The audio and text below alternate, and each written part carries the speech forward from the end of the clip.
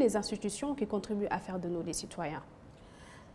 Vous savez, les institutions qui continuent à faire de nous, du point de vue institutionnel, on peut dire qu'il y a l'égalité.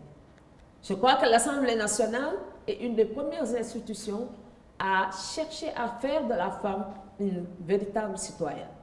D'abord, avec toutes les lois qui ont été votées au cours de l'Assemblée nationale pour donner des droits à la femme, il y a un certain nombre d'institutions, de ministères. Par exemple, le premier ministère en 1976, le secrétariat d'État à la condition féminine, qui avait comme rôle d'intégrer la femme dans le développement économique et social.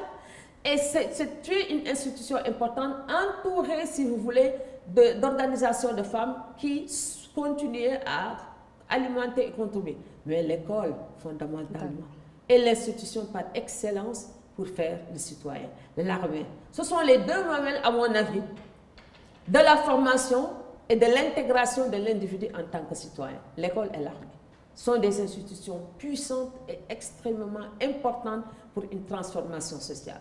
Mais ça ne suffit pas, vous savez. Il en a fallu attendre plusieurs années. Ce n'est que tout récemment qu'on a commencé à intégrer la femme dans l'armée. Je me souviens, dans les années 80, 90, j'allais souvent à l'ENOA, l'École nationale des officiers actifs, pour donner des conférences, comme on me demandait d'aller dans les séminaires de l'Église pour donner des conférences sur les femmes. Et il fallait voir les réactions des militaires. On me disait souvent, quand la femme sur un champ de bataille voit ses règles, par exemple, qu'est-ce qu'on fait? Et c'est la même question qui m'a été posée quand j'ai été au séminaire de Sébikotane chez les jeunes séminaristes chrétiens pour donner des conférences sur les femmes. Toujours la question du corps de la femme, ses règles, c'est-à-dire la nature féminine était toujours évoquée pour exclure la femme, si vous voulez, de toutes ces institutions qui sont les institutions par essence qui nous mènent vers l'égalité.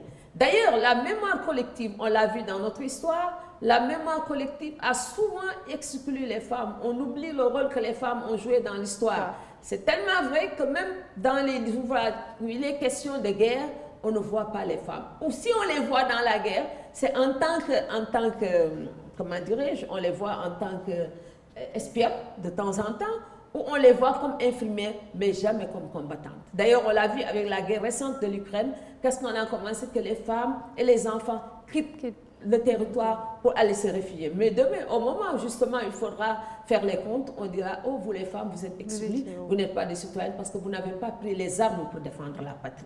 Alors tout ça, ce sont des éléments qui méritent réflexion. Pour qu'on aille à la citoyenneté, c'est vrai, nous devons nous emparer de beaucoup de débats, mais pour la défense de la patrie aussi, on doit le faire. Je connaissais une de nos amies qui était du Mozambique, parce qu'on s'est retrouvés dans la FAB, de l'Association des femmes pour la recherche et le développement. Et cette Linda Magaya, elle avait beaucoup de prestige parce qu'elle avait été dans le Maquis pour combattre contre justement les Portugais et participer à la libération du Mozambique. Donc vous savez, quelqu'un comme on le voit sur le générique, Winnie Mandela. Winnie, on l'a vu le rôle qu'elle a joué dans la lutte contre l'apartheid. C'est elle qui s'est substituée à Nelson Mandela pour maintenir le flambeau de la guerre. Mais une fois que Mandela est sorti de prison, la première personne qu'il fallait absolument liquider, c'était Winnie Mandela. Et s'il y a un point noir dans mon affection pour Mandela, c'est vraiment cette question de Winnie Mandela. Vous avez cité des institutions qui participent à notre citoyenneté, comme l'école et comme aussi l'armée, mais il y a aussi la famille, qui est la cellule de base. La famille, elle est la cellule de base, mais je veux dire que la famille, c'est aussi la cellule où il faut absolument perpétuer les valeurs qui sont des antimodèles parfois. Les valeurs qui ne libèrent pas la femme, qui ne libèrent pas l'individu. Et c'est là où se construit la relation inégalitaire à l'intérieur de la famille, à l'intérieur de la société. C'est pourquoi dans la famille, il y a cette question d'ambiguïté. Il y a des familles qui contribuent vraiment. Par exemple, prends le cas d'une collègue, Fatou Sow, sociologue Fatou Sow, la grande Fatou Sow, sociologue. Leur famille est une famille composée essentiellement de filles. Et leur père fait partie des pères qui ont envoyé en premier leur fille jusqu'à l'université. Fatou Sow fait partie des premières femmes à entrer à l'université de Dakar. Mais ce que je veux dire par là, c'est que le père y a joué un rôle essentiel. Là, sa maman était décédée, qui était sa femme décédée. Mais c'est pas ainsi, il ne se passe pas la même chose dans toutes les familles. Il y a des familles, quand il y a des crises, on l'a vécu dans certaines crises au moment des politiques d'ajustement structurel. la première personne à sortir de l'école, c'était la fille. Si on avait qu'un moyen pour mettre quelqu'un à l'école, c'était le garçon, et la fille, on l'enlevait de l'école. Ça veut dire que la famille ne donne pas toujours toutes les garanties nécessaires pour promouvoir la femme.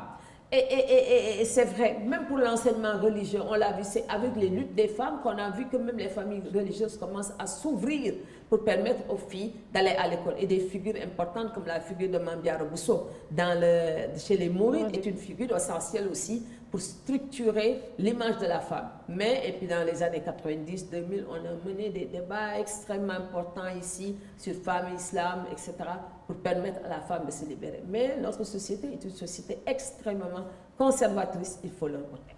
Vous avez dit le mot tout à l'heure, crise. C'est-à-dire beaucoup de nos institutions aujourd'hui sont en crise, surtout ces institutions qui font de nous des citoyens, telles que la famille, telles que l'école. Alors, est-ce qu'on peut y noter maintenant une crise de la citoyenneté et du civisme aussi? Mais vous savez, ce qui est assez paradoxal dans tout ça, c'est que la crise dans les années 80, avec des politiques d'ajustement structurel, a donné un peu plus de liberté sur le plan économique aux femmes. C'est parce que les femmes ont su se substituer à l'homme qui n'arrivait pas à trouver du travail dans ces petites activités au sein de l'informel, à assurer la dépense quotidienne, à s'occuper de la famille véritablement.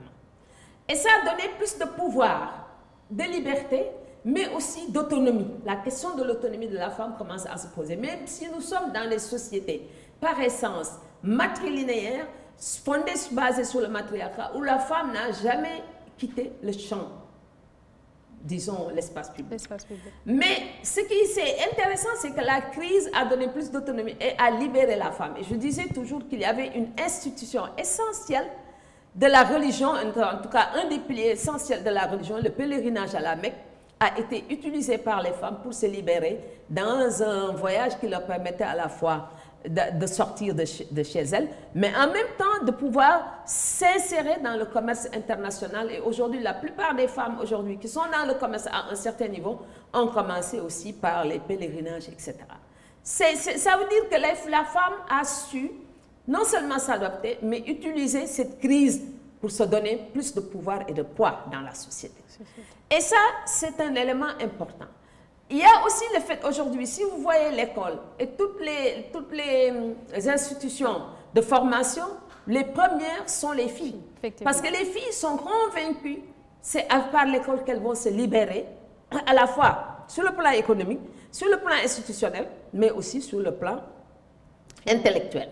Et ces filles, on les retrouve aujourd'hui dans tous les secteurs et dans tous les domaines. Vous envoyez une fille, un garçon, dans les pays en Amérique du Nord, la fille, c'est sûr qu'elle va continuer à faire ses études et se retrouver même parfois à enseigner dans les grandes universités du Nord. Mais le garçon peut abandonner pour différentes raisons et se retrouver dans le commerce informel, etc. Ça veut dire que les filles sont conscientes que c'est l'école qui les libère et qui les libérera pour toujours. Et ça, je crois que c'est un acquis que les filles ont su générer à partir de la crise qu'on a connue dans les années 80 et 90.